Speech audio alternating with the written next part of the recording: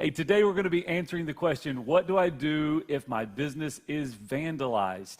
And this is something that is a part of our mission here at Loc-Doc Security. We're focused on helping you protect your people and your property. And so this is something that unfortunately we run into on a regular basis in helping our customers support this type of question. And we recently had a customer that kind of ran through this problem right here. What to do if my business is vandalized. And so we want to share that with you today and kind of how we help them walk through that process. By the way, we want to let you know if you're watching this and you want to find out more information, you can check out our website, locdoc.net/help. All of the information is listed there for you, and you can read all about it. Plus, there's other questions that are being answered there as well. So check that out. This is Kevin Starr, one of our account managers here, and he was actually the one that was on site with this problem. My name is Chad Lingefeld, and today we're going to be talking about this problem. So Kevin, how did this business get into this situation that they were vandalized? Well, they got a phone call at 2 a.m. From their alarm company, and someone had taken an object and threw it through their glass door and got inside and took a few things. I can't imagine, like, that's one of those... not one of the calls that I want to receive. Absolutely, but any time of day. Yeah, but having that feeling, that emotion of, one, you've just been robbed, and now you got to go in and figure out what was taken, what I need to do, and much less, what do I do about this big hole that's now on the side of my business? So well, step one. Step one is you got to get that open and closed. You got to get it secure. All right. And that's usually easily achieved with just some plywood and some 2x4s. Even with some just basic knowledge and some hand tools, most people can tackle it themselves. But obviously, like, as you said, emotions are running high. Mm-hmm. You're trying to figure out what's been taken. You may not have time to tackle it. It's easily something that a handyman or another security company can certainly come in and help you out with. Yeah, it's kind of referred to as a board up, right? I've got an issue. I need to get this boarded up. And most definitely it's a DIY type thing. I don't know that I would tackle it, but sure. But I mean, you've got some that do and some that don't. Yeah, that would be an interesting board up. Okay, so now that I've got the hole covered. Now, what's step two? What do I need to start thinking about? Is this something that I can just replace what's there, or is this a moment where I need to go, hey, what improvements do I need to make? I don't want to fall in the insanity loop doing the same thing over and over again, expecting different results. So what do you look at on step two? Step two, I mean, you already kind of set it up there. You do have a couple options. You could certainly just repair what's there, which was an option for them. Mm-hmm. However, after talking with them kind of in detail, because of the incident, they had realized that, hey, this is a potential security issue for us. It's a weak point, as it were. So they were actually looking at upgrading the opening itself to kind of give them better security, better peace of mind. So what do you do? Just go in there and put a solid metal door in there, kind of bars across everything, like hardcore restricted? So maybe not the bars, oh, okay. But I did recommend to them just doing we call it a flush face or a solid metal door, so no glass, okay. Nothing on the outside for somebody to kind of break through. That was my initial recommendation. Sure. But after discussing with them, it's a restaurant going out into the patio, a lot of wait staff kind of coming and going, and they needed to be able to see out because they didn't want to, just bulldoze somebody on the way out with a tray full of food and drinks. Yeah. So we realized quickly that some glass had to remain in that opening to be able to see out. So the solution was actually to reduce the amount of glass in the door. So we went from a full light kit or a glass that's from top to bottom and went with a half glass, which is from the half up. Okay, so full glass is a complete glass opening door. Half glass is just that, half the door. Okay, now what else do I need to think about? Do I need to look at, is there different types of glass? Is it all the same? Like, what can I do to help? Because even if I just reduce the amount of glass that's there, you can still bash that open, I would imagine. There are multiple different types of glass that you could go with. The most standard is just your regular plated glass, single pane. If you break it, it creates these huge shards. If you've ever broken a picture frame or a mirror at home, you know exactly what it is. That's usually your plate glass. That's like 7 years of bad luck, though, right? Yes. Oh, okay. So, if you've got some wood, knock on it. The other thing is you can look at laminated glass, which is what we recommended, which is two pieces of glass with a piece of plastic laminated in the middle of it. Okay. And its benefit is if it is hit or if it's broken, it actually remains mostly intact. You don't have pieces of glass everywhere, And it makes it, you got to put a little more effort into getting inside. It's not just boom and there's a puddle of glass there. You got to hit it 3 or 4 more times to kind of get through it, which is really the goal. I've seen some videos on YouTube where they throw things at a glass, or maybe they're hitting it with a bat, and it just takes a long time to actually puncture the glass. Is that what you're talking about? Exactly. That's the name of the game.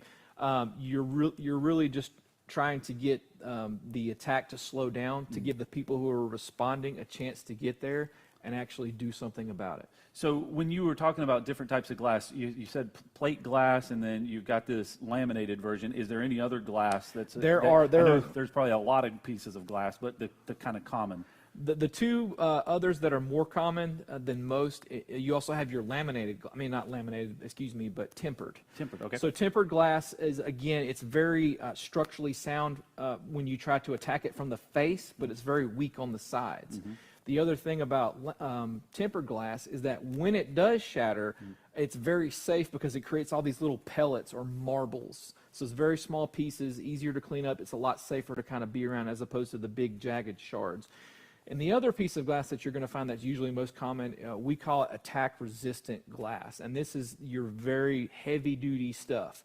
It's not bulletproof, but even with multiple gunshots through the glass, it will take you a good 20-30 minutes of beating on it with a hammer and just really trying to get into it to actually get through that opening. One day I'll share a story with you about how I know what tempered glass looks like whenever it comes apart, but that's for a different day. The attack-resistant glass, is that what we went with on this, or was it? No, it was not a good application for them. Okay. It was kind of cost prohibitive for what they needed. Sure. And again, ultimately not needed. I mean, it is just a restaurant, but something a more high security area, definitely something to consider. Maybe a school or something a school, like that. Yeah, definitely a school. All right, so now that we've established that we're going to reduce the amount of glass, change the type of glass that's in there, what are the other things that we need to be aware of? Maybe the way that the door locks. What do we need to look at that?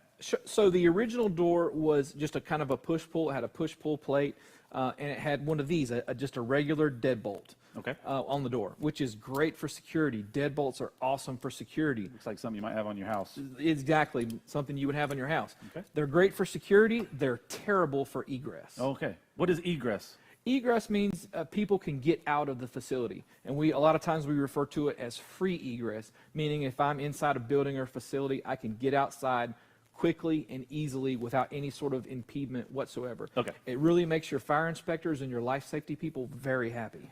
Yeah, fire inspectors are great because they're constantly looking for ways that your business or your facility is safe to get out of, but sometimes they are not as worried about people trying to get in. Get in, exactly. So again, when this deadbolt is locked, great security from the outside, terrible idea for the inside. And actually, if you look at your code, if you're open, this can't be locked. Yep. So your door's just kind of open, people can kind of come and go. Gotcha. So the recommendation that we provide in the solution that we're going to go with is an exit device, or some people call it a crash bar, and we've got one here on the table. This is fantastic because it's a one motion to get out, and you can kind of see it pull that latch there on the end. So what this allows is if you're inside the building, you can get out with one motion. When the door swings back, it latches, and then it's locked from the outside. And you can also kind of pop it with your hip if you need to. Yeah, I mean, again, another great situation for them is they have waitresses and wait staff with their hands full with drinks and food. Like you said, they can hip check this thing. They can hit it with their elbow, their arm, whatever they've got, and they can, they're out the door. All right, so we originally came up with this situation where the customer was called at 2 o'clock in the morning because they were broken into. They were able to board up the door, get everything kind of temporarily secured, came in and looked at changing out the door because they wanted to reduce the amount of glass that's there, changed over the type of glass to make it a little more protected or resistant against attack, changed over the locking hardware to make it a little more functional, associate better with code compliance and life safety, and then we kind of get everything up and running. What else? Is there a step 4? Is there anything else that we need to look at from a preventative so that we can try to not allow this to happen in the future? So after we've solved the main issue and we've made the repairs and got the opening secured and functioning as it should be, there are some other steps that you could take a look at to you're not really going to prevent these sort of things. You're just going to be more prepared for when they do happen. And most businesses, again, they already had an alarm system in place, so that's fantastic. That's something you could look at. You could also look at lighting on the outside of your building. More brightly lit areas are going to be less prone. I'm not saying they're impervious to, but they're less prone to attempts at entry. And you can also look at security cameras, or if you're an office or a medical building, you can also look at access control. All right, so a couple of things to consider, but the real basic is step 1, board it up. Step 2, decide if you're going to repair or replace. And then step 3, look at improving that solution so that you have better longevity. If you are in an unfortunate situation like this, what are the steps I need to take to not allow this to happen again continually? Correct. Very cool. Well, a reminder, if you're looking for, or you're in this situation, or maybe you're trying to prevent yourself from being in this situation, we would invite you to go to our website. Check out locdoc.net/help. There is more information on this, exactly what we just talked about. So if you'd like to share it with anybody, maybe you've got some business owners that might be interested in this information, share it with them. Kevin, if they want to get in contact with you, what would be the best way to do that? Best way to get a hold of us is through email, and that's sales, SALES, @Loc-Doc.net. There you go, sales, and it's right there on the screen. Links are in the description below wherever you're watching this. If you have a question, you can put it in the chat below in the comments, or you can send us a direct message, and we'll be happy to look at those questions and help to answer them for you. As always, our mission is to help you protect your people and your property. That's what we're here for. Thank you for joining us today.